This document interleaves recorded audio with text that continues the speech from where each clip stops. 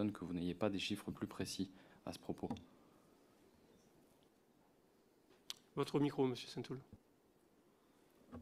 Non, je n'ai pas de chiffres plus précis, d'autant que, en réalité, un petit peu comme pour les agences immobilières, c'est l'acheteur qui paye la commission de l'agence immobilière. C'est la banque, en l'occurrence, qui a réglé, me semble-t-il, la commission de M. Schaffhauser.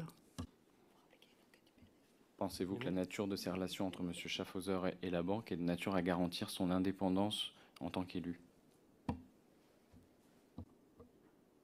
Je pense qu'il n'avait aucune relation avec cette banque avant qu'il arrive à trouver le prêt pour le Rassemblement national. Je ne sais pas du tout pourquoi il en aurait eu après, mais en l'espèce, il a fait, je crois, les déclarations nécessaires auprès de toutes les instances pour déclarer cette commission et que personne ne lui en a fait, me semble-t-il, le reproche. S'il ne l'a pas fait, c'est une erreur. Une enquête est en cours par le PNF sur cette gratification. Il y a une enquête. Monsieur Saint-Toul. À propos du prêt... En tout cas, la CNCCFP en a été évidemment informée. Monsieur Saint-Toul. À propos de l'emprunt contracté auprès de M. Fouché, pouvez-vous nous dire en combien de temps il a été remboursé, s'il vous plaît? Il a été remboursé le jour où l'État nous a remboursés. Exactement dans la foulée. Je pense même qu'il y avait là encore une subrogation directement pour que ce remboursement soit effectué directement de l'État à destination de M. Fouché. Dans la préparation de votre audition, vous n'avez pas pensé qu'il était utile de vérifier la date?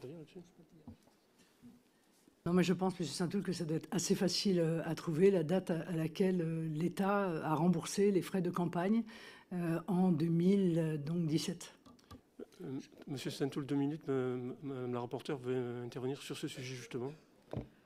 Oui, juste sur ce sujet, je peux effectivement confirmer que le remboursement du prêt personnel, entre guillemets, beaucoup de guillemets, fait par Monsieur Fouché a été effectué assez rapidement, non pas en une fois, mais assez rapidement après que la République vous ait versé ce qu'elle avait à vous verser au Rassemblement national, en 3 fois.